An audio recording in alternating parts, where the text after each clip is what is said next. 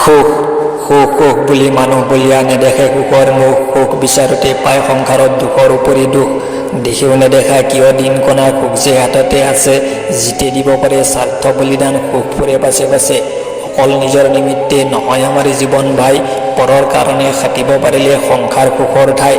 পৰৰ অভাৱ পৰৰ দুখত হিয়া যদি বমি যায়, পৰক আপোন কৰিব পাৰিলে সংসাৰত দুখ নাই।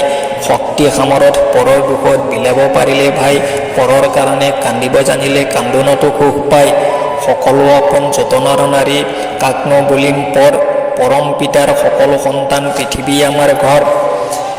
গাই গোটা পেটে ভঁৰাল নহবা লোকৰ দুখলৈ চোৱা, মানুহৰ সেৱা মানুহৰ পূজা পবিত্ৰ বৰত লোৱা।